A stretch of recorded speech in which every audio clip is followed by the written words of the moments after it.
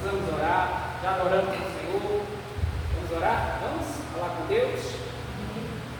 Está sentado mesmo? Pode ser? Vocês estão? Curvem as vossas cabeças em reverência ao Senhor.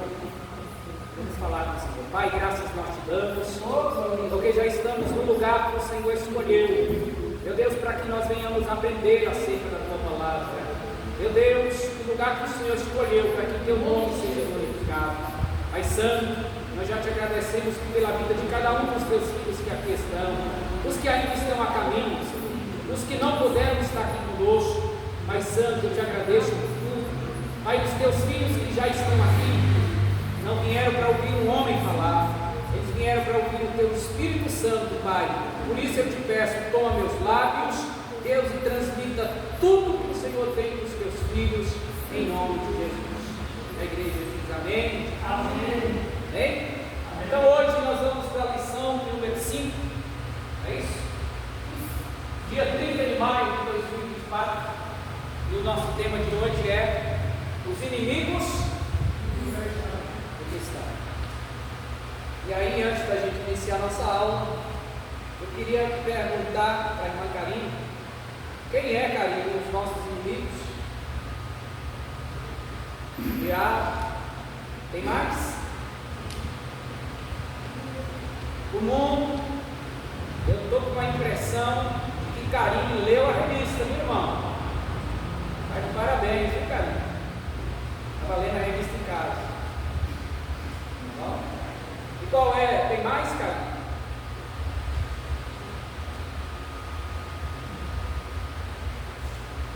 Diga comigo assim, Karine.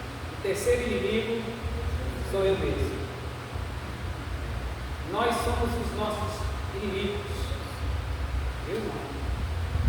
Um dos maiores inimigos que nós temos somos nós. Se nós não lutarmos contra ele, né? É verdade, pastor? Se a gente for fazer a vontade da nossa carne, né? Então é por isso que nós mesmos somos inimigos. Bom, nós vamos aprender isso hoje na lição de número 5. Bom, os inimigos do cristão.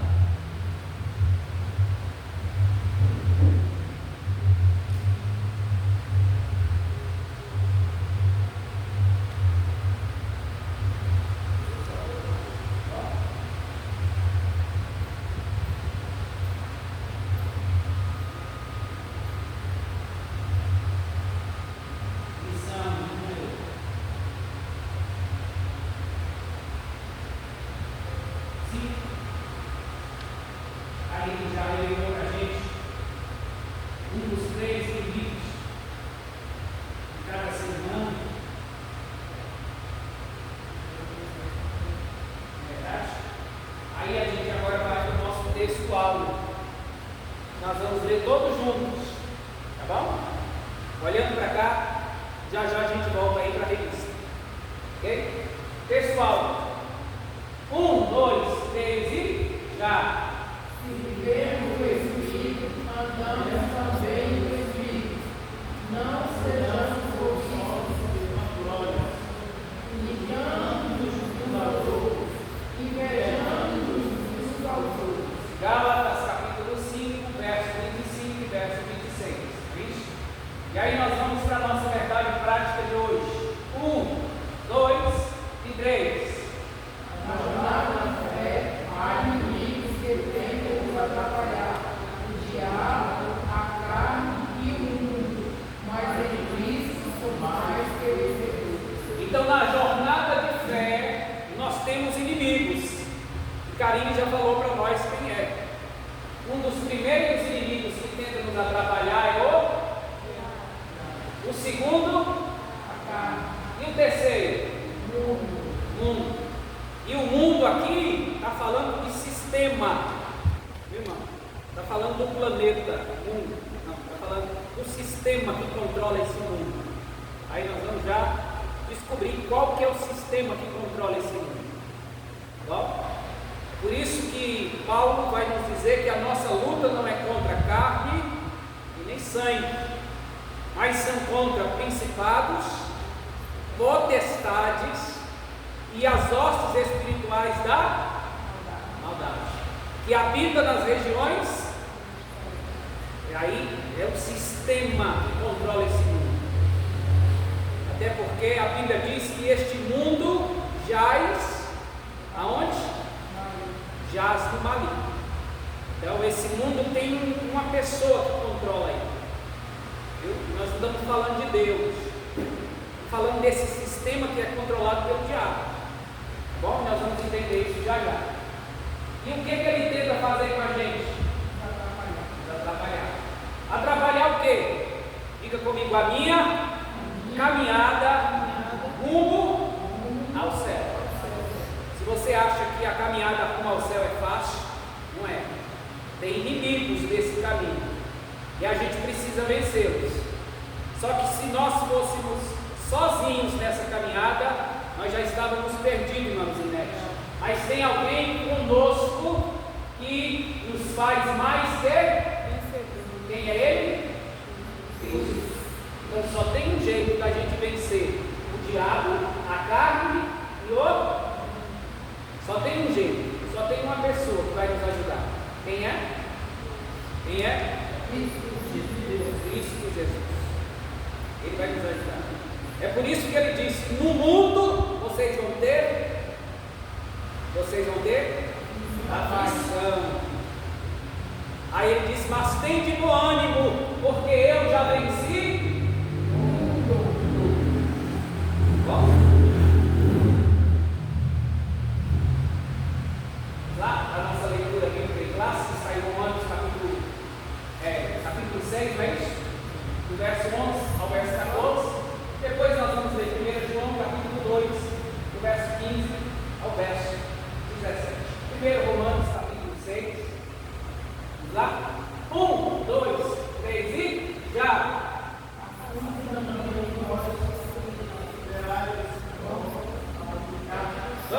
Vamos iniciar de novo para ficar bonito? Bora? 1, 2, 3 e já! Assim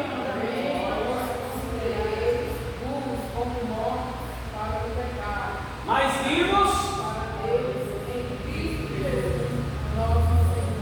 não reinem, portanto, para lhes obedecer nem tampouco apresenteis os vossos meios ao pecado, os vossos meios de iniquidade, mas apresentai-vos a Deus como vivos cheios de morte, e os vossos meios a Deus como porque o pecado não terá domínio sobre nós, pois não estáis debaixo da lei, mas debaixo da graça. bem, vamos para o próximo texto. Está em 1 João, capítulo número 2. Nós vamos ler o primeiro verso, que é o verso 15. 1, 2, 3 e já! Não ameis o mundo, Mais forte, não ameis. nem o que no mundo há. Se alguém ama o mundo, o amor do Pai não está nele. Porque tudo que há no mundo, a concupiscência da carne, a concupiscência dos olhos e a dureza da vida, não é do Pai, mas do mundo. No mundo passa, e a concupiscência, mas aquele que faz a vontade de Deus permanece para sempre. Glória a Deus, né? Deixa eu voltar aqui. Então o texto diz para que a gente não ame o mundo, nem o que no mundo há. Se alguém ama o mundo, o amor do Pai não está. Porque tudo que há no mundo, o que primeiro? A concupiscência da carne, a concupiscência, não é concupiscência não, tá, irmãos? É concupiscência, não é concupiscência, tá bom? Dos olhos e a soberba da vida, não é do, mas é de quem? E por isso o mundo passa e a sua concupiscência. Mas aquele que faz a vontade de Deus permanecerá para sempre. Então, aqui nós já começamos a compreender como lutar contra um dos nossos inimigos chamado mundo. E nós já aprendemos que não é o planeta Terra, é o mundo, o sistema que controla. Viu? O objetivo da nossa lição de hoje. Qual é o primeiro objetivo? Identificar o primeiro inimigo cristão. Quem é ele? Um dos primeiros inimigos do cristão é o? Qual é o segundo objetivo da lição? Explicar. Vamos lá, irmãos. Explicar o conceito bíblico da palavra. Tá. Daqui a pouco a gente vai entender que é charque, né? Quem gosta de comer charque, comprar no mercado. Qual é o terceiro objetivo? Apresentar. Vamos, irmãos. Vocês estão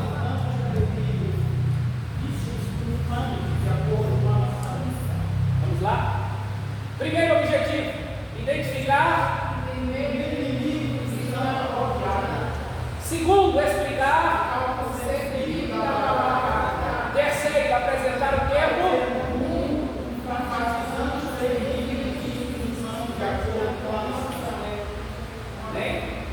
Então nós vamos para a introdução. Eu quero que os irmãos, na sua revista mesmo, leia bem alto, tá bom? Bem alto, para que todos ouçam.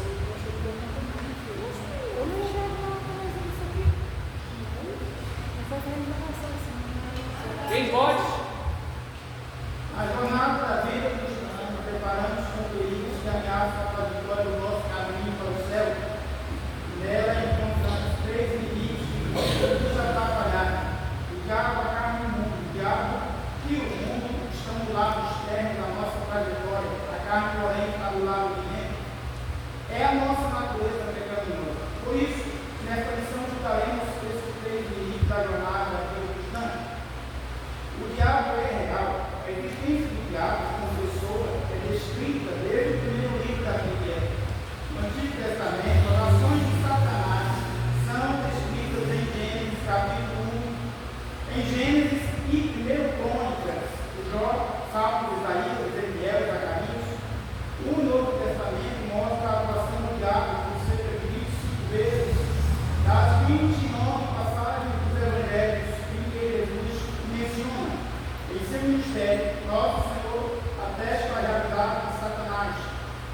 A descrição de Satanás, as escrituras sagradas descrevem Satanás como ser espiritual que pertencia a uma ordem angelical dos espíritos, sendo o mais exaltado deles. Em Judas capítulo 9, por ele pertencer a uma ordem elevada, está registrado que o arcanjo Miguel contendeu com Satanás a respeito do corpo de Moisés, mas não ousou pronunciar juízo, uma maldição contra ele. Pode ir, pastor. De fato, Satanás é o chefe dos anjos caídos. Ele possui poder, porém, suas ações estão limitadas, mas é visto como um Deus desse século, príncipe e potestade do ar. Também podemos afirmar que Satanás é o ser que possui personalidade, ou seja, ele tem inteligência. E raiva, vontade própria. Nosso Senhor considerava Satanás como uma pessoa, por isso usou pronomes pessoais para se referir a ele. A identidade do inimigo. Podemos conhecer o inimigo por meio dos nomes que a Bíblia usa para descrever. Serpente refere-se à sua sagacidade e astúcia. Satanás mencionado 52 vezes, adversário ou opositor. Diabo aparece 35 vezes, acusador. Maligno revela o seu caráter. Dragão vermelho revela sua ferocidade. Tentador, ação tentadora no campo da mentira e da imoralidade. Enganador, Deus é burro, chefe dos demônios. Belial, pessoa má, sem valor. Esses nomes revelam a natureza cruel, perversa e destruidora do nosso inimigo. Tá bom? Pastor Genivaldo hoje está querendo terminar cedo a aula. Bom,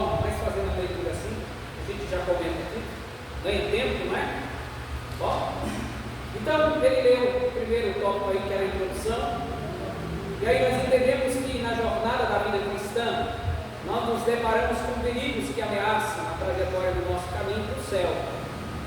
Nós já entendemos que a nossa trajetória em direção ao céu, eu já falei que não é fácil. Nós temos inimigos que tentam nos parar, sim ou não? O primeiro inimigo é o principal, que não quer nos ver no céu. Diabo. E por que ele não nos quer ver lá? Porque ele esteve lá um dia, foi expulso, e agora, por inveja, ele não quer que o ser humano vá. O pastor Genivaldo leu que o diabo tem desejos, e só pode ter desejo uma pessoa. E já nós vamos ver qual é o principal desejo do diabo. Entendeu? Então, nessa trajetória, nós temos inimigos que vai tentar nos impedir de entrar no céu. A luta, irmãos, é travada. Diga comigo que essa luta é diária. Viu, irmão? Você já acorda tendo que lutar, pastor. A gente já acorda sentindo o cheiro de ameaças, porque o inimigo vai tentar mais uma vez nos parar.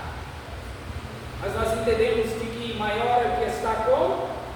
É por isso que nós não podemos nunca deixar Jesus, perder Jesus no caminho, na caminhada. Já falei para vocês que um dia José e Maria perderam Jesus, sim ou não? Perderam a presença. Estavam em Jerusalém, Jesus entrou no templo, José e Maria estavam voltando. E quando eles estavam voltando, sentiram falta de quem? Jesus. Maria chega em José e diz: José, cadê Jesus? E José disse: ué, Maria, eu achei que estava contigo. Maria disse: não, eu achei que ele estava contigo. E aí eles perderam Jesus e voltaram para procurar. Então nós não podemos jamais perder Jesus em meio à caminhada. E quando José e Maria voltaram, encontraram Jesus aonde? No templo. Então a gente não pode perder Jesus. Bom? Porque só ele vai nos fazer triunfar no meio da caminhada. Bom? Nós temos que estar atentos. Vamos falar do nosso primeiro inimigo. E nós sabemos que o texto diz que o nosso inimigo, que é o diabo, ele é real. É real. Não é conto de fadas. Viu? Nós temos um inimigo. E ele é real. Porque tem gente que diz: não existe. Tem gente que diz que não existe inferno e nem existe o diabo. E para o inimigo ele não está nem aí se a pessoa acredita que ele existe ou não. Ele vai continuar agindo. Viu? Qual é a nossa palavra-chave de hoje? Qual é a palavra? Inimigos. Nós vamos falar sobre eles. O primeiro que nós estamos comentando é o diabo. Tá? E ele existe. É uma pessoa real. Está escrito em toda a Bíblia a presença dele. Desde Gênesis no Antigo Testamento, a ação maligna dele vem trabalhando. Deus mostra na Bíblia Sagrada. E aí eu me lembrei de uma história de um rapaz que um dia resolveu procurar o diabo. Disse: se ele existe, eu vou achar. Tanta coisa para procurar, né? E ele saiu procurando ele. Foi nos bares, procurou, entrou, não viu ele. Foi aonde mais? Foi nos bregas, procurou e não achou. Foi no carnaval, também não achou, irmão. E continuou procurando, se eu acho. E aí, quando ele já estava para desistir, já tinha passado em todos os lugares na cidade, aí ele estava voltando para casa. E aí disse que quando ele estava voltando, passou em frente a uma igreja evangélica. O diabo estava sentado do outro lado da pista e olhando para dentro da igreja. ligado, disse: "Puxa, eu te procurei nos lugares que eu achei que você ia estar, que era nos bares, nos prédios, no carnaval, não te achei. O que você está fazendo aqui de frente da igreja?" Sabe o que ele respondeu? Ele disse: "Não, lá você não ia me achar mesmo, não. Aqueles lá já está tudo fazendo a minha vontade. O meu desejo é tirar aqueles que estão ali dentro." Está vendo, irmãos? Então o que o inimigo quer é que quando a gente saia daqui de dentro, a gente vacile lá fora. Viu? É por isso que a gente tem que estar atento, 24 horas, 25, vigiando. Não é? Porque 24 horas o diabo não deixa de ser. Mas será que o cristão 24 horas continua sendo cristão? Ou às vezes ele vacila? Não é? Então a gente tem que estar atento, muito atento, para que o nosso inimigo não venha nos destruir. Viu? E aí o pastor leu sobre a descrição dele. E aí nós vamos ler junto a descrição do nosso inimigo.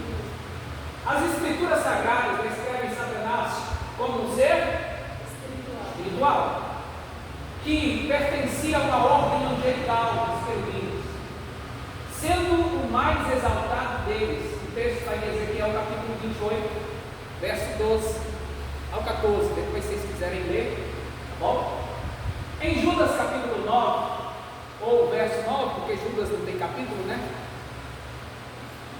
Judas não tem capítulo, só tem versículo. Vocês sabiam disso? E sabiam de amém? O livro de Judas, e esse Judas não é Iscariotes, tá, irmãos? Que escreveu o livro de Judas, é Judas Tadeu. Esse Judas aqui era meio irmão de Jesus, tá bom?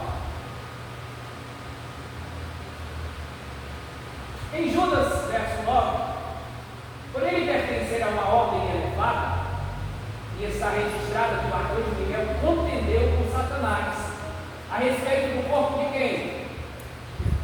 O corpo de quem? Mas não ousou pronunciar juízo de maldição contra ele.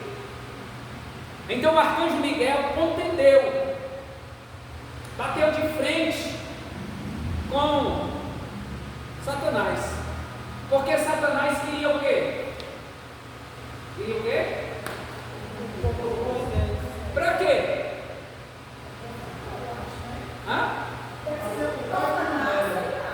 Para possuir. A possuir? Para usar, outra coisa. Eu queria levar para o inferno, não pode ir no santo. Esse é o cara. Porque o diabo ele contendeu, ele diz: ó Miguel, eu quero o corpo de Moisés, já onde está? Ele não tem corpo. E a minha pergunta é: o que ele queria com o corpo de Moisés? Porque muitos outros morreram e ele não foi atrás do corpo. E por que no de Moisés ele queria?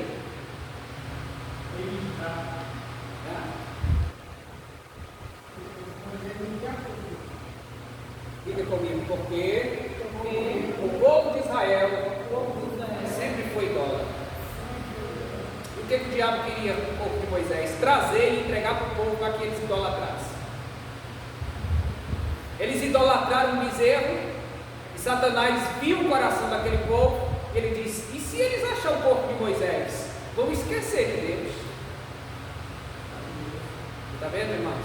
Como o diabo não brinca de ser diabo, que ele é inteligente. Deus vai interligar ele aqui com uma vez na oração. Pois é. Deus já escondeu por isso, para que o povo não achasse, fizesse como é que fala? Um santuário, um altar, um memorial, mumificasse o corpo de Moisés, porque o Egito tinha esse costume, né? Os faraós, eles viam isso. E o que o diabo queria? Eu pego o corpo de Moisés, entrego para o povo, e aí o povo vai fazer de Moisés um ídolo. Inclusive, foi uma das tentativas que ele discutiu quando Jesus ele Monte das Oliveiras, a transfiguração, depois que ele aparece de forma gloriosa, ele dá essa sugestão para a gente, percebe que isso é uma seta do diabo.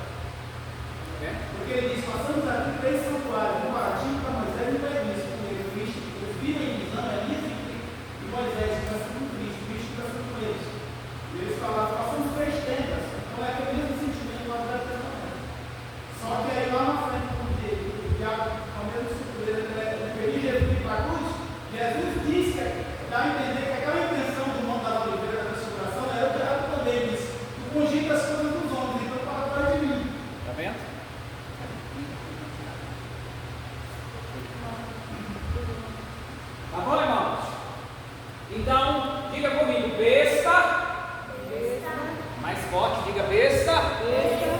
acha que o diabo é besta. O diabo é besta. E ele não é nem filho. Extremamente inteligente. E ele vai entregar esse poder de inteligência para o seu servo, que vai assumir o controle desse mundo chamado Anticristo. O Anticristo vai chegar com o poder de Satanás e junto com o falso profeta. Entendeu?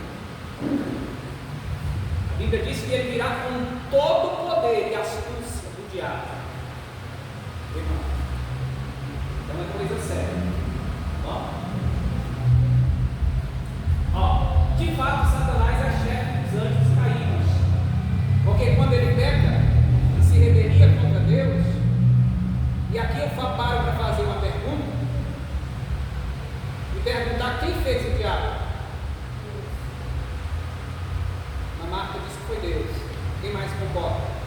Eu discordo. A minha opinião é se tornou diabo. Vamos ver a opinião do Iosif então. Quem fez isso? Quem?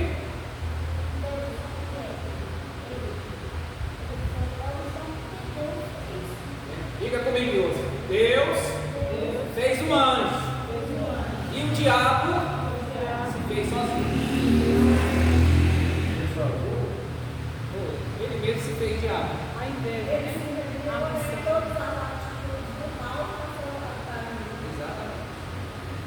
Então Deus criou um anjo perfeito, mas esse anjo quis ser maior do que Deus e se tornou diabo.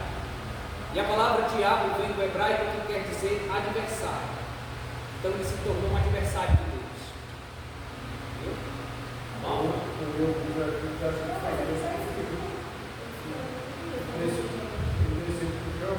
Desceu para o chão? Lá em cima, ele era um anjo. Aí quando ele se tornou diabo, Deus disse, então você não pode ficar mais aqui. E aí jogou ele para cá no chão. Entendeu? Bom. Então, de fato, ele é o chefe dos anjos caídos. Quando pega, traz a terça parte dos anjos. E ele possui poder, viu, irmão? Porém, suas ações são e estão limitadas. Diz aí que ele é o chefe dos anjos caídos. Sim.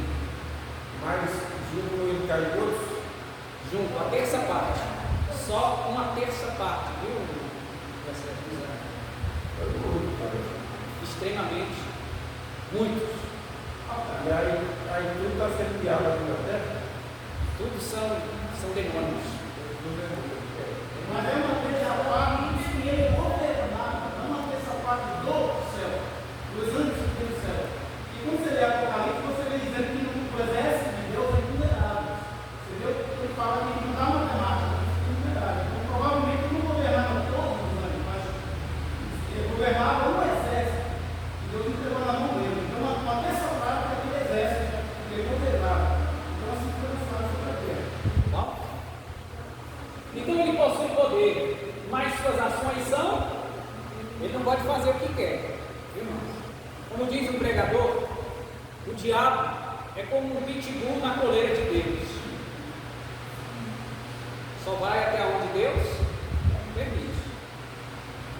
Lembra que quando ele foi até a Deus, e ele diz, e Deus provoca ele dizendo, observaste o meu servo? Jó, porque Deus já tinha visto que o diabo andava rondando a vida de Jó para descobrir qual era o segredo da prosperidade dele. E aí Deus sabia que ele queria, e disse, estava observando meu servo Jó, viu como ele é um servo íntegro, fiel a mim e toda a minha casa. E aí o diabo diz, então deixa eu tocar nele e tu vai ver se ele é fiel. Então ele foi pedir permissão para Deus para tocar a vida de Jó. Então o diabo não pode fazer nada contra a nossa vida se Deus não permitir. E quando ele permite, ele tem um propósito para cumprir. Viu? Depois que eu vou no lá do Éden, quando a serpente quando ocorreu isso, no caso era a primeira vez que ele se manifestava? Através da serpente?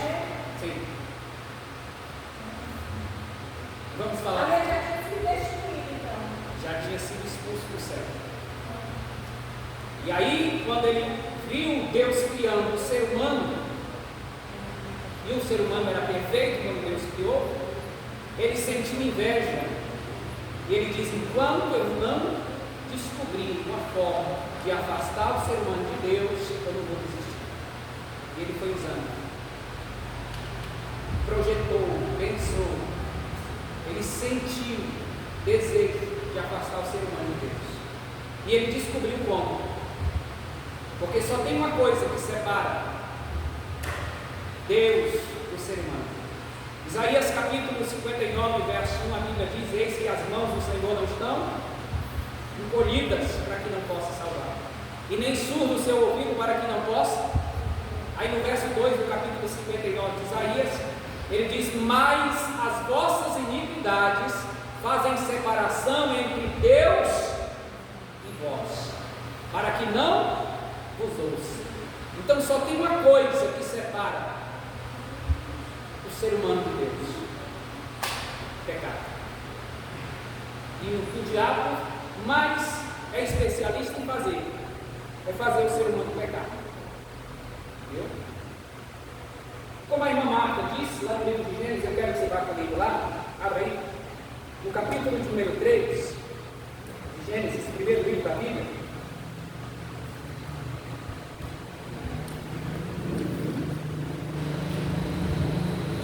No verso de número 14,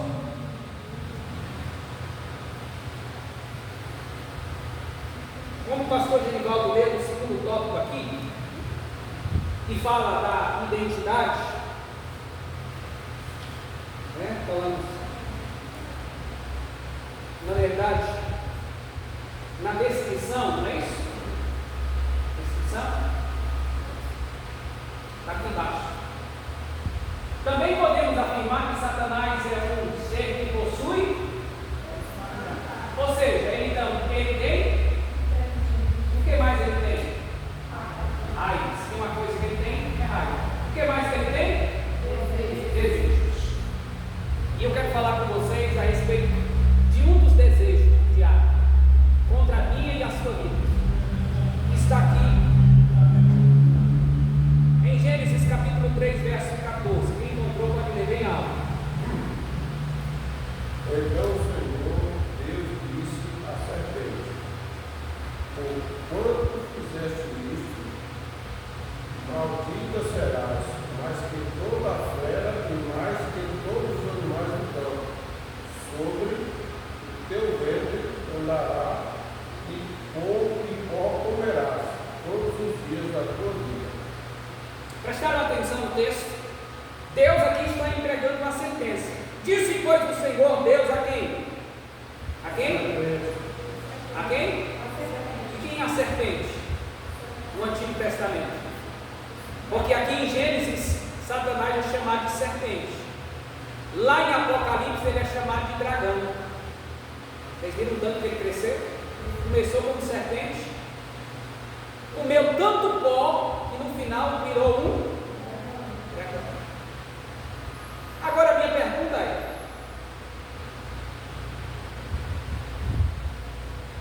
por que tu fizestes isso? Maldita és entre todos os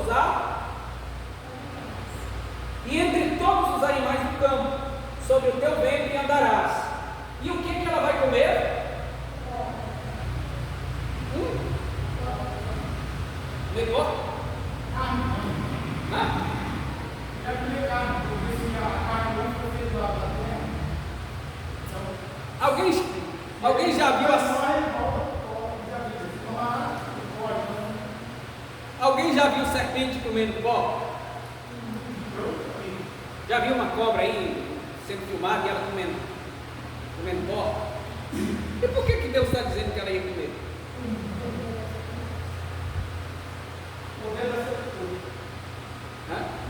A gente, vocês não conseguem interpretar o texto? Não? Vou ensinar vocês a interpretar o texto. Vamos lá? Diga comigo, a Bíblia não precisa da minha interpretação. Ela por si só se interpreta. Quer ver ela se interpretar? Esse texto Você só vai compreender esse texto se você for comigo no livro de Salmos. Um dos irmãos permanece aí, nesse texto de Gênesis 3, 14, que nós vamos ler de novo. E aí os outros abrem Salmo 103, também no verso 14. Salmos 103, verso 14. E aí vocês vão compreender o que o pastor Lembal estava explicando aí.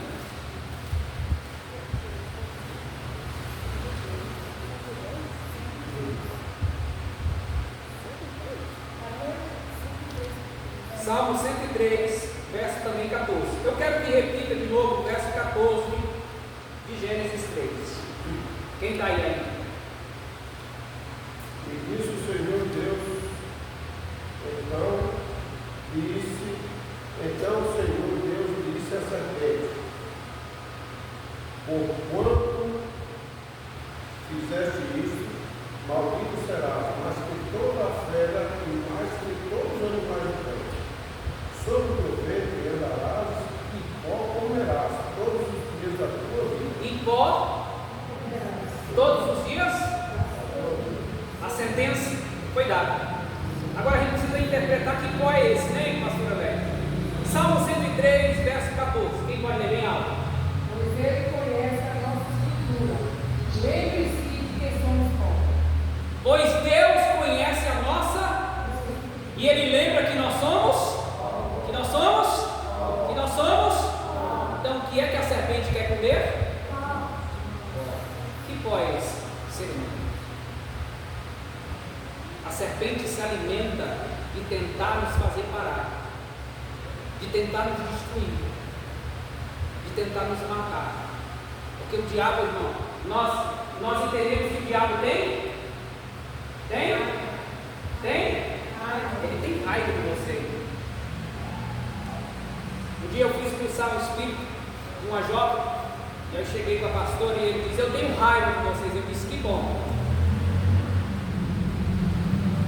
Que bom que você tem raiva, que nós não somos amigos. É bom que ele tenha raiva mesmo de você. Porque se ele não tiver raiva, tem alguma coisa estranha. A Bíblia diz que aquele que quiser ser amigo de Deus tem que se tornar inimigo do mundo. Então, se você é amiguinho do mundo, você vai ser inimigo de Deus. Jesus disse: não se preocupe se o mundo vos odeia, porque primeiro odiou a mim. Então, se o mundo odiou Jesus, é bom que ele odeie a nós também. Porque se o mundo não nos odiar, é sinal que nós estamos fazendo a vontade dele. Quem está entendendo, diga amém. Bom, entenderam essa questão do pó? Entenderam? Amém? Dominou? Abriu os olhos? Olha a identidade. Nós vamos falar, pastor, o irmão teve sobre a identidade, não foi? Do inimigo. E ali tem uma imagem da serpente. E lá em cima talvez seja o pé, que eles queriam dizer que seja de Jesus. Bom, nós não estamos estudando testemunho de Jeová com as suas imagens estranhas, tá bom? Quem estava nos estudos aqui até viu, porque lembrou, né? Então, da serpente, aonde Deus deu uma sentença que ela feriria o calcanhar de Jesus e que Jesus pisaria na sua cabeça. Aí os estudiosos têm tanta coisa, né? Os teólogos dizem que Jesus foi pregado, foi pelo calcanhar, o pré, porque não tinha condição de ter sido pelo pé. E aí eles dizem que foi nessa hora que Satanás queria o calcanhar. Vamos falar um pouquinho da identidade dele. Podemos conhecer o inimigo por meio dos nomes. Eu errei ali, foi? Foi? Ah, eu errei. Falar a palavra nomes. Botei no meio, não foi? É nomes. Desculpa, tá? Os nomes que a Bíblia usa para descrever. Qual é o primeiro nome? Lá em Gênesis ele é serpente, lembra? E refere-se à sua sagacidade e astúcia.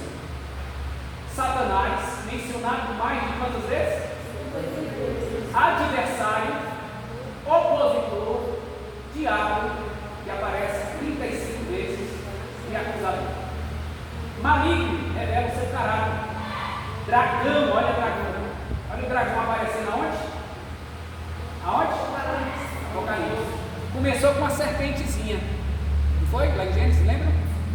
Aí, agora ele já virou o quê? Dragão vermelho. Revela a sua ferocidade. Viu, irmão?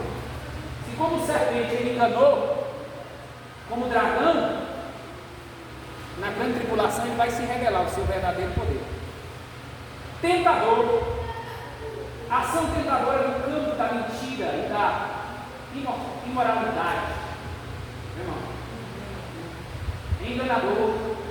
Beelzebub, chefe dos demônios, Belial, pessoa má, sem valor. Esses nomes revelam a natureza. O que mais? Viu? Então não brinque com o teu adversário. Não brinque. Efésios capítulo 6, a Bíblia diz que Deus colocou ao nosso dispor a armadura, sim ou não? Ele diz: revestidos de toda. De quem? Para poder resistir o dia? Não. Aí ele diz: tomai sobre vós o capacete da salvação, o escudo, a couraça, o que mais? Sandálias para a preparação do Evangelho da paz. Agora, essas armas que eu te falei são armas de proteção. Capacete protege a cabeça, couraça protege os peitos, da cintura para cima, sandálias protegem os pés. Agora, são armas de proteção, sim ou não? Agora, de todas essas armas de proteção, você só tem uma de ataque. Qual que é? A espada do Espírito, que é a palavra de Deus. Só tem um meio da gente atacar o nosso inimigo. Os principais são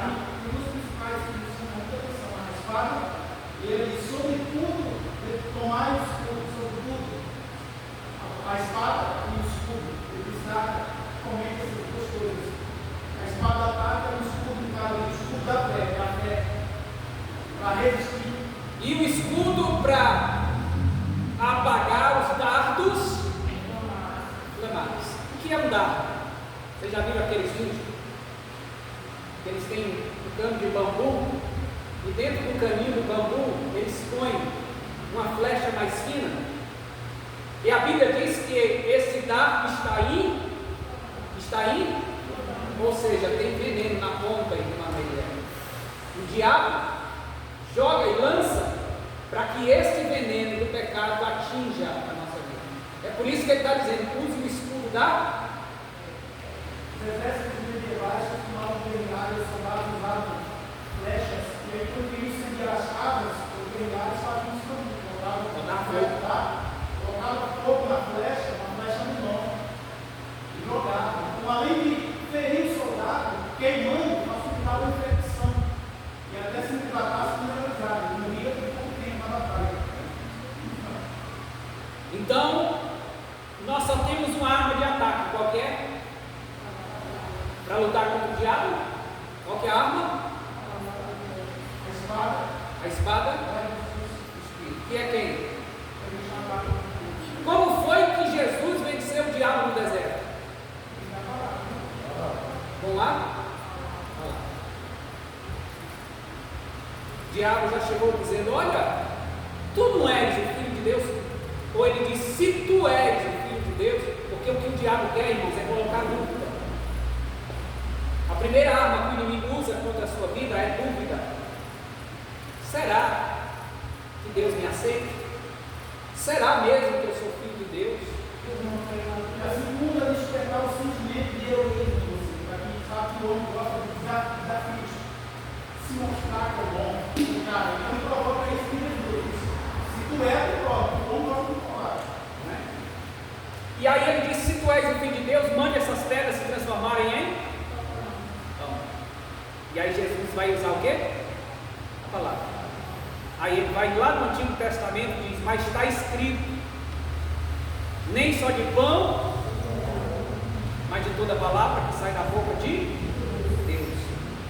Diga comigo, 1-0 para Jesus. Aí o diabo não desiste, ele vem de novo. Qual foi a segunda? O diabo diz, já que ele está usando a palavra, eu também vou usar. Porque engana, irmãos, quem acha que o diabo não usa, viu? Só que o diabo vai usar só metade da palavra, Jesus usa ela inteira. Aí o diabo chega e diz, está usando Bíblia? Então vamos para a Bíblia. Porque tem gente que acha que o diabo tem medo de Bíblia. Abre no Salmo 91 e diz, para que isso aí? Não, vai espantar os mal olhados. Tem loja, você já entrou em loja com uma Bíblia aberta? Aí quando você olha, está no Salmo 91. Aquela Bíblia lá não abre nem em outro lugar mais, tem uma bola, só abre no 91. E tem outra, está toda amarela lá. Tentando pegar por ele. O diabo todo dia passa na loja, uma pessoa dá uma lida de Salmo 91. E aí ele pega o Salmo 91, verso 16, e ele chega para Jesus e diz: aos teus anjos o Senhor dará ordem ao teu respeito. Pode pular, ele vai dar ordem, está escrito lá, aonde? Salmo 91. E Jesus disse, mas também está escrito, não tentarás o Senhor teu Deus. E comigo, 2-0 para Jesus.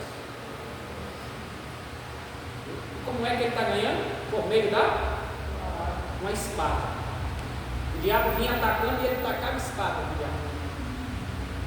E por último ele leva Jesus lá no pináculo do templo em si, mostra todos os reinos da terra e diz, não precisa morrer na cruz. Eu sei que você veio para isso. Eu sei que você veio restituir o que Adão me deu.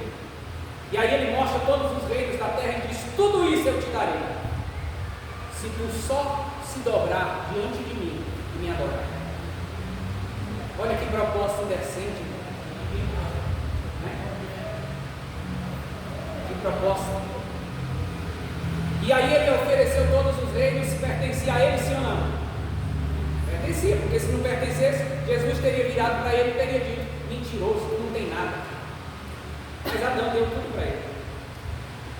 Essa de pertencer, porque ele já estava na terra, então já estava dominando. Oi?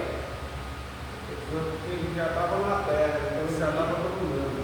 Sim. Foi quando Jesus veio para restaurar, pegar de volta o que Adão entregou para o diabo. Porque Adão, irmãos, vocês acham que Adão em Gênesis tinha vara para pescar, para comer peixe? Vocês acham que ele precisava de uma rede para pescar? Como é que Adão pescava? Ele deu o nome, né? Deve chamar para cá. Ele chamava, ele chegava na beira do rio e disse, peixe, vem cá que eu quero comer um hoje, assado na brasa. E o peixe vinha pulando na beira. Pastor, cadê? Como é que se prova isso? Jesus. A Bíblia diz que Pedro pescou a noite toda, sim ou não? Mas não pegou nenhum. Aí Jesus na beira da praia, de manhãzinha, chega e diz, Pedro, pegou peixe? Não. Então bora pescar. E Pedro disse, não, eu pesquei a noite toda, não peguei nada, como é que o senhor agora me chama para pescar? E aí Pedro diz, mas já que é o senhor que está falando, eu vou. Segundo a tua palavra, eu vou. Aí Jesus vai e diz, lança a rede, Pedro. Aí ele jogou a rede. Quando ele mandou lançar a rede, Jesus já tinha chamado os peixes, já tinha avisado. E aí os peixes, tudo querendo entrar na rede que era de Jesus. Porque Jesus já tinha chamado, veio aquele monte. Então Jesus dava a ordem que ele vinha. A Marta lembrou bem que eu ia falar agora. Quando Pedro e Jesus chegam para entrar na sinagoga e tinha que pagar o tributo, Jesus enfiou a mão no bolso, mandava o dinheiro. E aí Jesus disse, Pedro, vai lá na beira da praia, pega um peixe, e dentro do peixe você vai ter 2 moedas. Quando você pegar as 2 moedas, bota o peixe para vomitar na sua mão, as moedinhas, aí você volta aqui e paga o meu tributo e o seu também. Jesus já tinha falado e o peixinho de lá escutou. Aí o peixe pegou as moedas que estavam no fundo do mar, porque naquele tempo os marinheiros iam pescar e levavam moeda no bolso. De vez em quando o barco balançava, as moedas caíam na mar. Aí ficaram cheias de moeda no fundo do mar. Quando Jesus diz, Pedro, tem um peixe lá, que vai ter 2 moedas, aí o peixinho já correu, pegou as 2 e ficou esperando ele.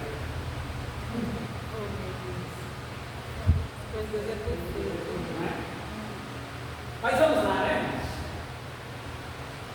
O que nós não podemos é brincar com o nosso inimigo. Viu? Não brinque. O primeiro inimigo, qual? É na sua foto. O primeiro inimigo do cristão, o diabo, é descrito na Bíblia como um ser real. Não é de mentirinha. O segundo inimigo do cristão, quem é? A carne. E aí nós vamos entender que carne é essa. Não é que você compra no açougue não, tá? Bom? Pode continuar comprando. E se quiser fazer um churrasco, chama o pastor.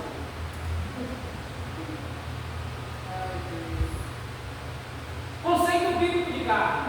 Vamos entender. Há 4 definições para a palavra carne na Bíblia. Quem pode ler aí? Vem lá.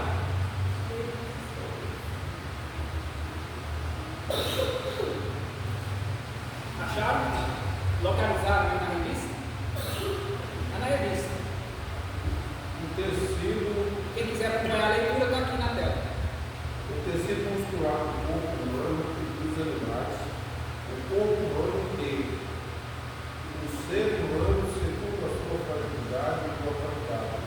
A natureza humana é caminhosa. Dentre muitas perspectivas da palavra carne na Bíblia. A expressão consciência de carne tem grande relevância quando o apóstolo João usa esse termo. Ele se refere à satisfação carnal em todas as suas dimensões, glutonorias, glutonarias, sensualidade, bebedeira, relações sexuais ilícitas. A expressão revela que não há critério da norma moral no contexto em que a busca.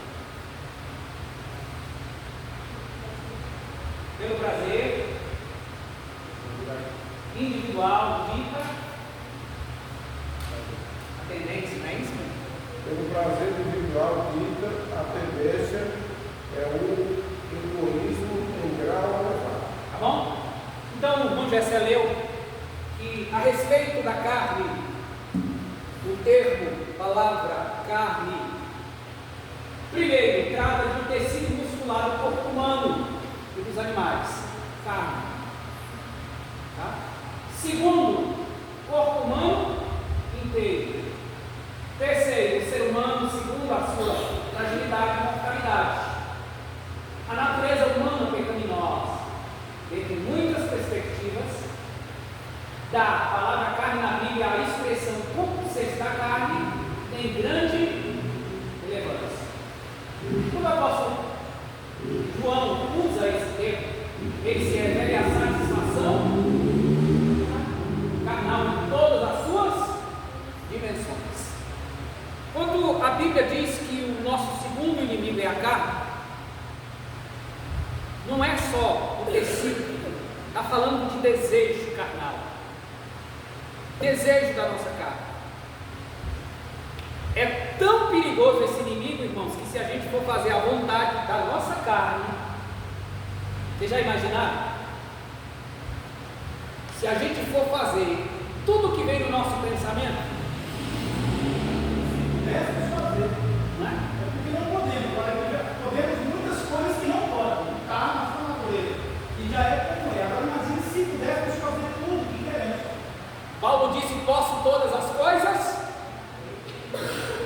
mas ele também disse: posso todas as coisas, mas nem todas me convém fazer. Tá bom? Pastor Ginaldo?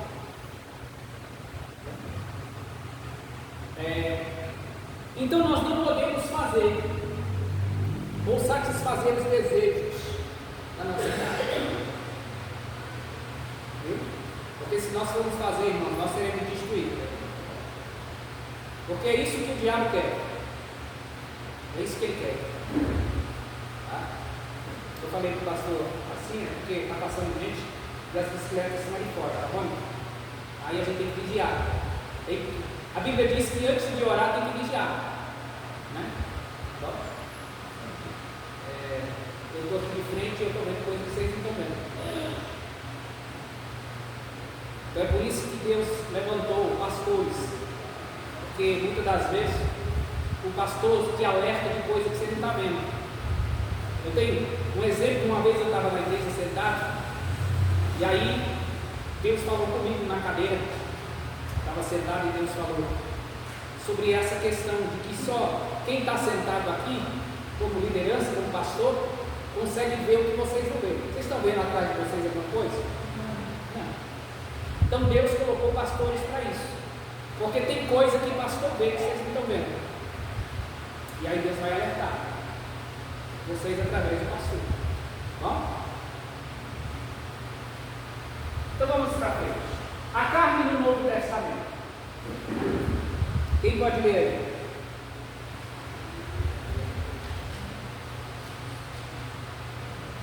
Nós já lemos o conceito bíblico de carne. O segundo conceito, a carne no Novo Testamento. A perspectiva do Novo Testamento, pelo termo Sas, isto é, carne, é uma referência direta à totalidade da natureza humana pecaminosa, a parte de Deus degradada sem a presença do Espírito Santo. Em suas cartas, o apóstolo Paulo evidencia que uma natureza dominada pela carne está produzindo. A carne opõe-se a Deus e aos seus propósitos, pois ela funciona caminhar de modo independente do Altíssimo. Em seu desejo de mudar essa totalidade divina, ela faz com que o ser humano haja como se fosse o próprio Deus. Hein? Continua? Pode. A perspectiva dominada da palavra carne, doutrinamentamente, a carne é a natureza humana depois da queda de Adão.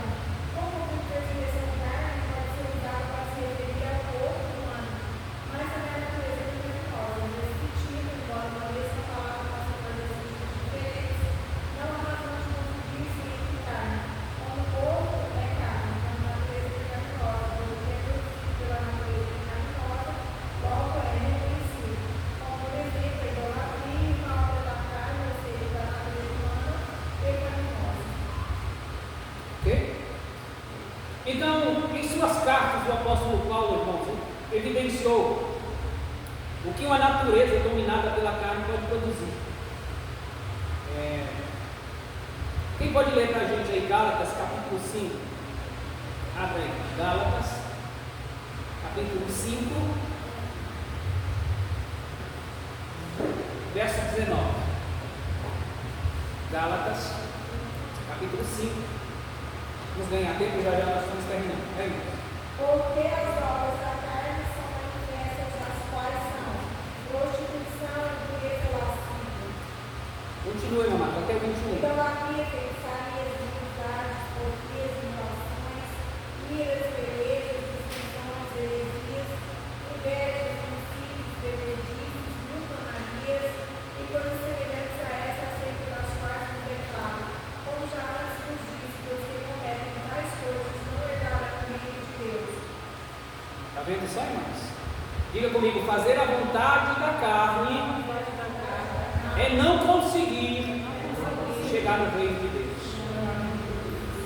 Porque a carne, irmãos, vai querer fazer tudo que é contrário às coisas de Deus. Sua carne estava com vontade de vir para a igreja? Estava? Seja sincero. Porque a minha, eu sentei no sofá, de tão cansado que eu estava, a minha carne dizia assim: cancela o culto. Eu falei, eu vi meu namorado, Eu sentei no sofá, quase dormindo. Eu disse: Jesus, não tem ninguém que possa mandar para dar aula. Você acha que a carne quer isso, a carne quer moleza, quer sentar no sofá, não quer estar sentado uma hora como vocês estão aqui. Você acha que a carne fica dizendo: ô meu Jesus, não vai acabar logo esse negócio não, esse estudo não termina logo não, essas cadeiras duras. A carne reclama de tudo, irmão. Minha coluna está doendo. É assim ou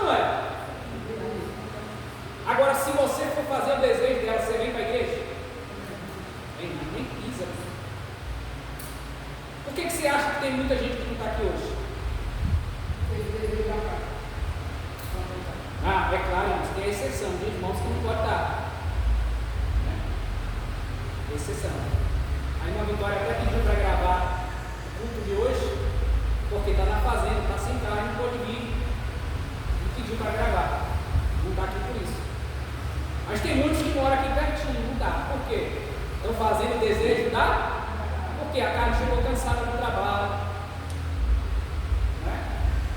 Então, irmãos, fazer o desejo da carne, diga comigo, não posso. A perspectiva doutrinária da palavra. Doutrinariamente, a carne é a natureza humana depois da queda de Adão. Como vimos, a expressão carne pode ser usada para se referir ao corpo humano, mas também à natureza pecaminosa. Nesse sentido, embora uma mesma palavra possa trazer sentidos diferentes, não há razão de confundir entre carne como corpo e carne como natureza pecaminosa, pois o que é produzido pela natureza pecaminosa logo é reconhecido, como por exemplo, idolatria, que mais? Que é uma obra da carne, ou seja, da natureza humana pecaminosa. Está lá em Gálatas capítulo 5, que a nossa irmã Marta leu. Agora nós vamos ler Sinopse 2. O segundo inimigo do cristão, que é a carne, pode se referir ao corpo humano, mas também à natureza humana caída. Tá bom? Falamos do primeiro inimigo, que é o... Falamos do segundo inimigo, que é a... E por último falaremos do terceiro inimigo, que é o... Quem pode ler? O terceiro inimigo cristão. Perspectivas bíblicas da palavra mundo, vamos entender. Há 5 conotações bíblicas para a palavra mundo. A terra, o grupo das nações conhecidas, a raça humana, o universo, os que se opõem a Deus.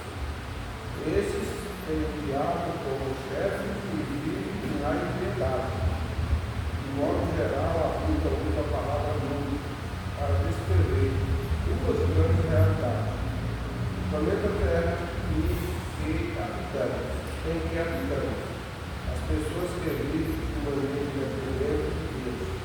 A passagem de 1 João, capítulo 2, versículo 15, quando diz: para não amarmos o mundo. A ideia é de uma sociedade separada de Cristo e que se manifesta contrariamente a Deus, pois está dominada pelos vícios mais infames, cujas ações não condizem com a vontade de Deus. Na epístola, esses vícios são classificados em 3 níveis: concupiscências da carne, concupiscências dos olhos e a soberba da vida. Tá bom? Então, irmãos, há 5 conotações bíblicas para a palavra mundo. A primeira é terra. Salmo 24, verso 1, a Bíblia diz que o Senhor é a terra. Segundo, o conjunto das nações conhecidas. Terceiro, a raça humana. Quarto, o universo. Quinto, o mundo também é considerado, é aqueles que se opõem a quem? A Deus. E aqui é chamado de sistema que se opõe a Deus. E esses têm quem? Como chefe? O primeiro inimigo volta a aparecer. O terceiro. De modo geral, a Bíblia usa a palavra mundo para descrever 2 grandes realidades: o planeta Terra, em que nós habitamos. Segundo, as pessoas que vivem de maneira independente de Deus. 1 João capítulo 2, verso 15 diz: para não amarmos o... A ideia é de uma sociedade separada de Cristo e que se manifesta contrariamente a Deus, pois está dominada pelos vícios. E quais vícios? Os mais infames, e cujas ações não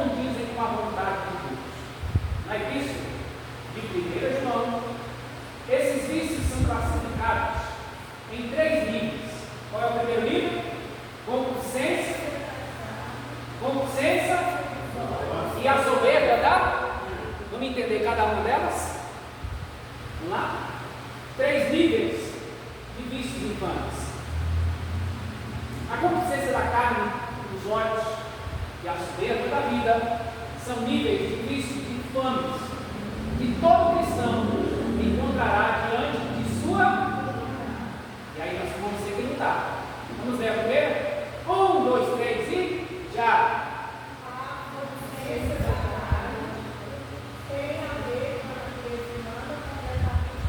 Vamos!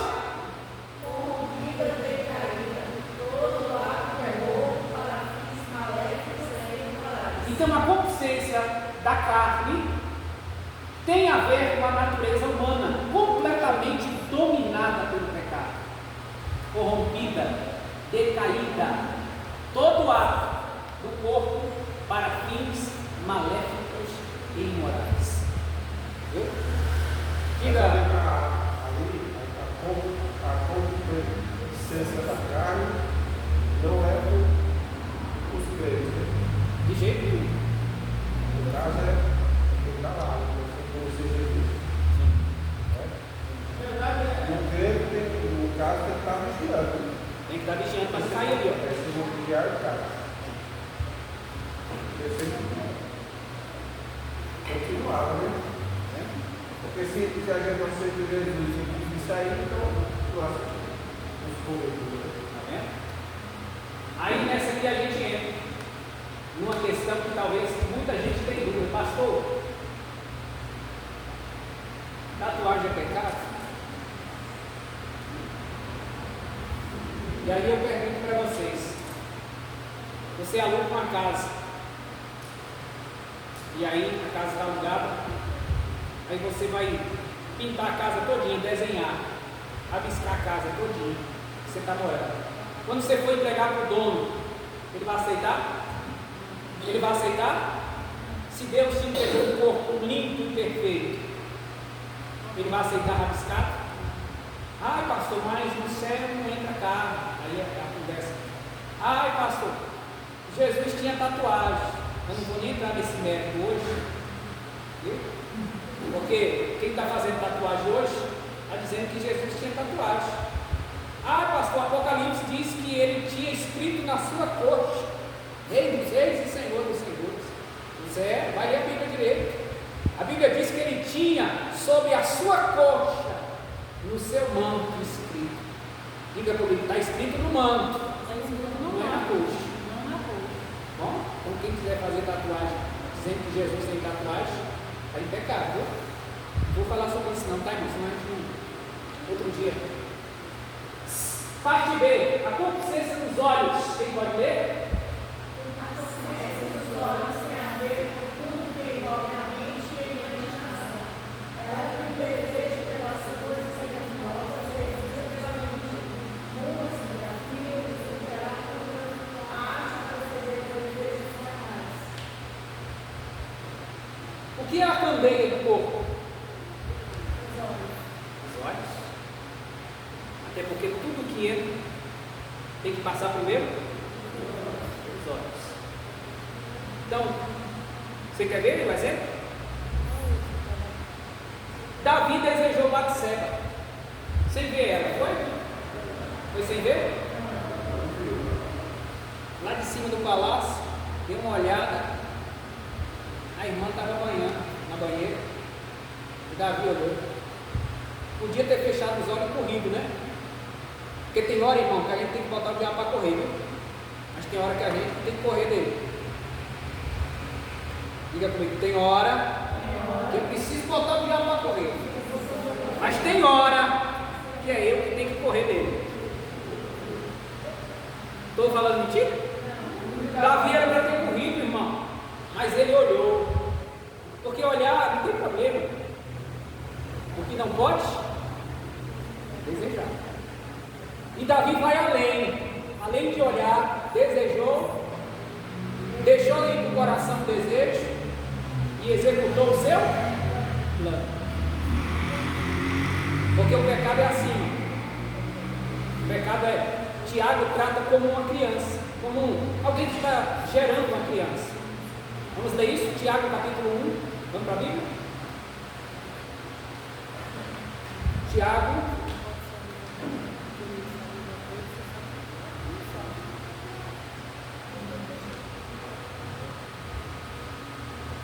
Queria botar no data-show para vocês, mas não tem como porque o celular está me filmando.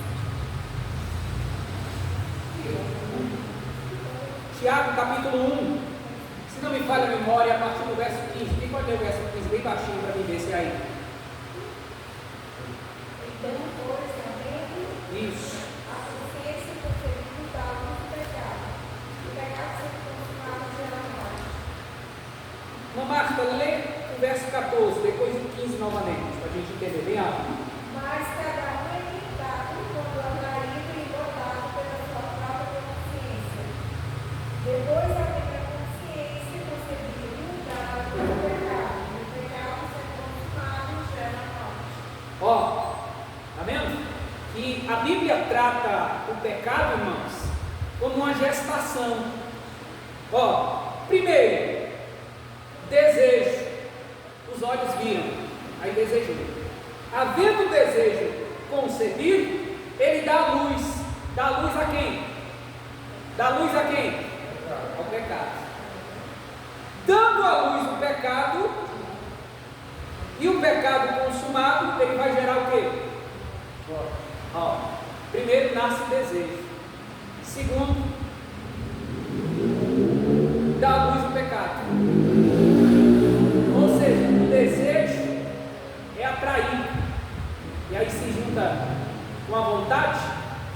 E aí dá luz ao pecado. Nasceu o menininho. Quem é o menino? O pecado. E quando o pecado é consumado, ele gera morte. Davi desejou, Davi concluiu, fez o projeto, pecou, quando se deitou com uma mulher casada. E depois que ele concebeu o pecado, gerou o quê? Gerou a morte. A primeira morte de Urias. Segunda morte espiritual. Morreu ele e Batseba espiritualmente. Pecaram contra Deus. Viu? O pecado, além de gerar morte espiritual, pode gerar morte física. Nesse processo, a vontade é sedutora. O processo de sedução é a vontade. A vontade faz a sedução, e aí é um processo específico para falar lá, aí vem a atração.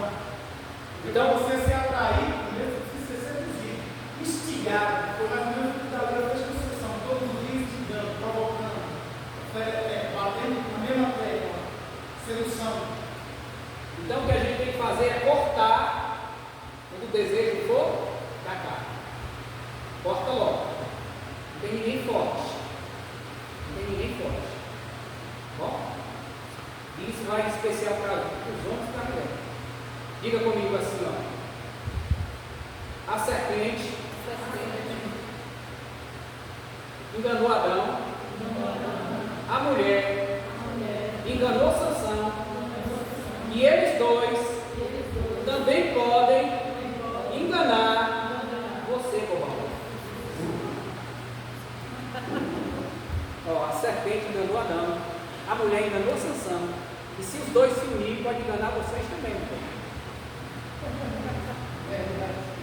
Então a gente tem que estar vigilante, viu, irmão? Terceiro, a soberba da vida.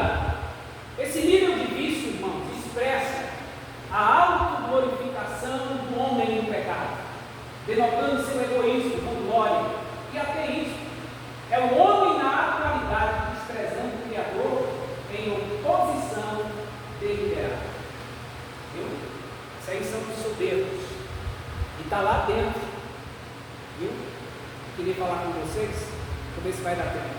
Queria terminar 9 horas, mas não vai dar. Então não vou falar sobre esse assunto. Nós vamos continuar. Como vencer o mundo? Quem pode ler?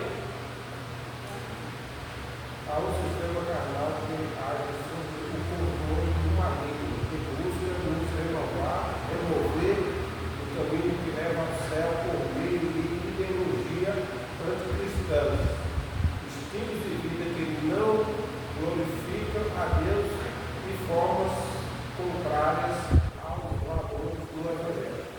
Para vencer essas investidas é preciso ter uma vida cheia do Espírito.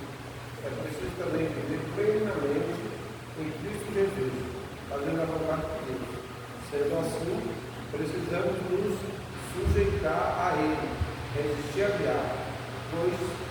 temos a sublime promessa: Ele fugirá de nós. Né? Tem hora que ele foge, e tem hora que a gente tem que fugir.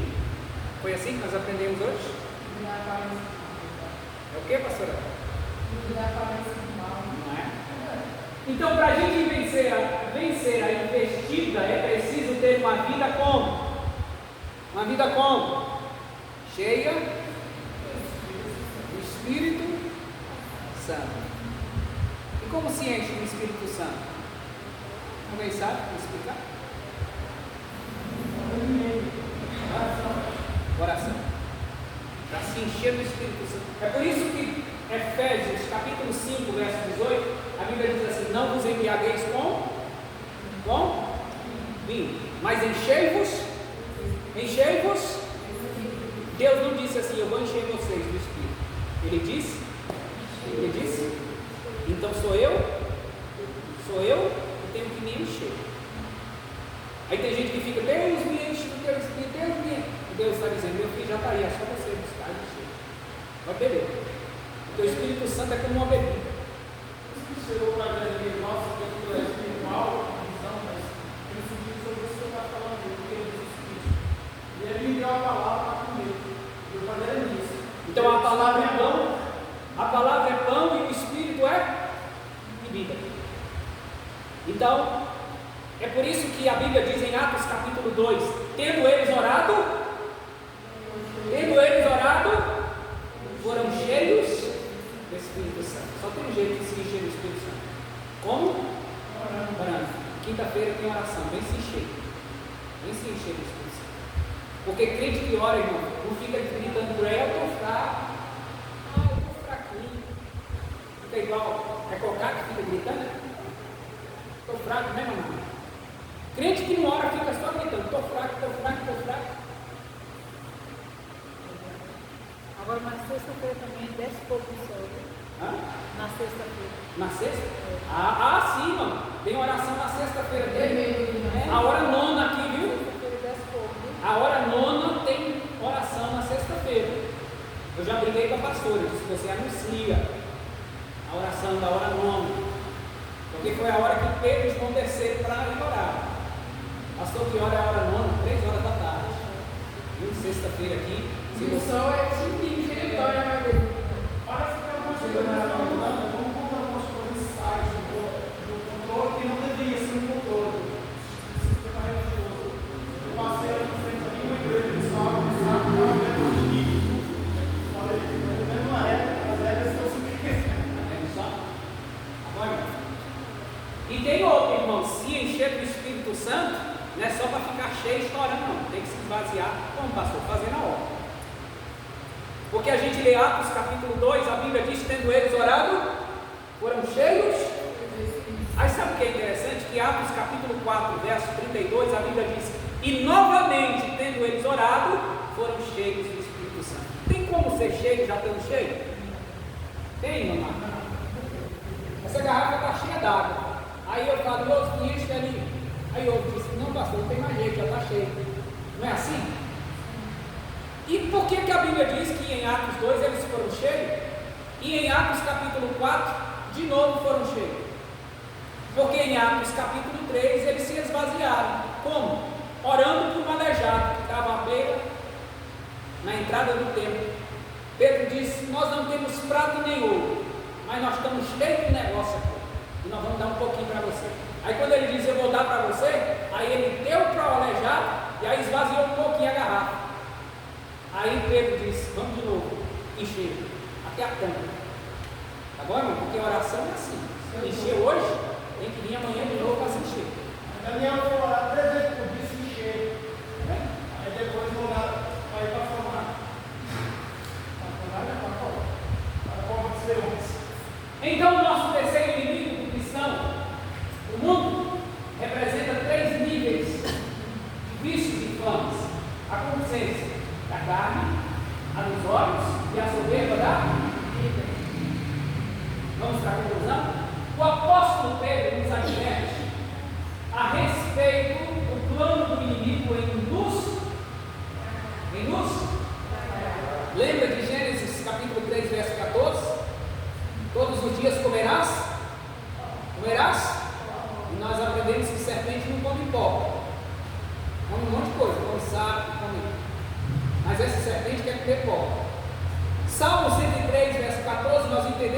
Deus conhece a nossa e Ele lembra que nós somos. Então, o inimigo quer nos estragar, com o objetivo de destruir a obra realizada por Cristo em nossas vidas. Ele quer enfraquecer a nossa caminhada rumo aos céus. A ação diabólica é feita mediante os ataques do inimigo. Então, para não ceder aos seus ardis, precisamos viver constantemente sobre a presença de quem? Preparados e fortalecidos em Deus. Dever de casa hoje, ler Efésios capítulo 6 inteiro. Vamos? Amém? Vou deixar só a revisão do conteúdo para que vocês quiserem preencher, aos que não preencheram, a revista de vocês aí. Bom? Porque no finalzinho de cada lição tem perguntas que precisam ser respondidas. Ok? Quando vocês estudarem em casa, ou quando chegar em casa agora, vocês respondem. Bom? Vamos colocar de pé, vamos agradecer a Deus. Quero agradecer a Deus pela presença, pela vida da nossa mamá. Mais uma vez, seja bem-vinda. E se quiser vir embora com o Eduardo para morar e congregar com a gente, seja bem-vindo. Aí você é demais. Não fala assim, não. Essa aí é para uma conversa. Não gosta nada. Vamos orar. Vamos orar, agradecendo a Deus. Vamos, irmão. Quantos entenderam a lição de irmã? Amém. Amém. Glória a Deus. Ah, sim, irmã Meriane me lembrando eu sempre me esqueço. Ainda bem que foi Meriane que me lembrou agora. Em Luiz Eduardo, mamãe, eu terminei o estudo, não falei de oferta. Um bebinho lá no fundo gritou e disse: que igreja é essa que não pede oferta? O bebinho queria ofertar e eu privei ele da oferta. E domingo eu fui lá na igreja, né? E foi lá pedir oferta para a pastor Floresta. No passado foi no domingo passado, e agora hoje. Depois Deus tem um propósito. Aí o cara até reconciliou, era desviado. Ele pediu uma oferta no culto?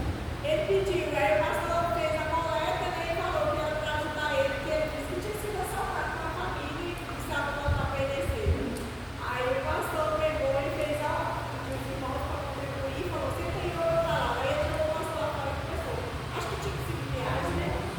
Aí reconciliou, tá, né? Que bom, que bênção, né? Bem, irmãos. Então, os irmãos que tiverem sua oferta, seu dízimo, nós vamos orar, tá bom? Enquanto a gente estiver orando, se vocês quiserem trazer a oferta, traz aqui no casulo de laço, que seja abençoado. Tá bom? Nós vamos orar, e essa oração tirada pelo nosso intercessor. Pode tirar a oração?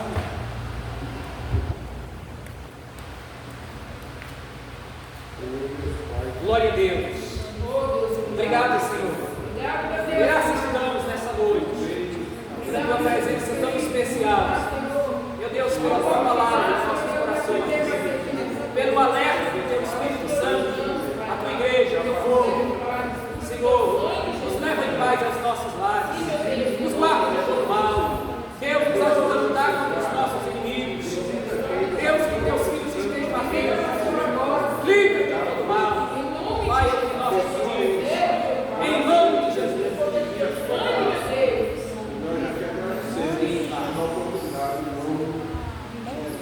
Amém. Estenda as mãos assim, ó, fecha os olhos, curva a tua cabeça. Que a paz do nosso Senhor e Salvador Jesus Cristo, que o amor de Deus, nosso Pai, que a comunhão e que a consolação do Espírito Santo de Deus seja com todos, e não é somente hoje, é para todos sempre, e todos digam amém. Deus abençoe, vai em paz, não saia sem saudar seu irmão, com a paz do Senhor.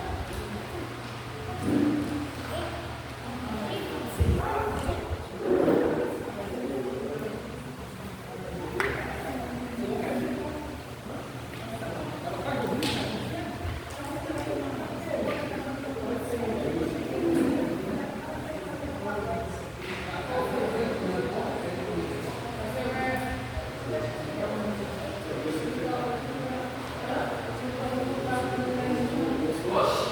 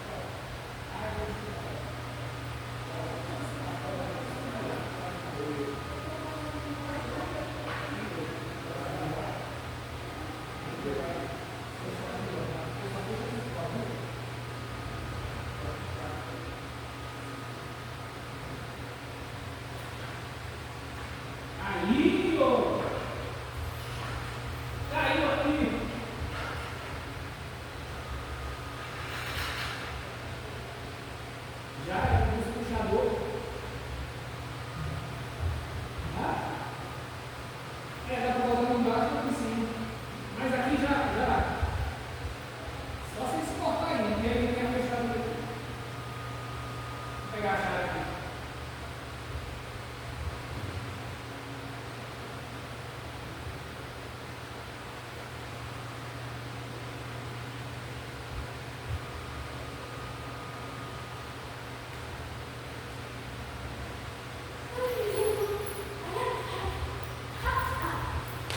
Vai ajudar isso? Sim, eu tenho que explicar o celular. Ah, é, tem que desligar mesmo.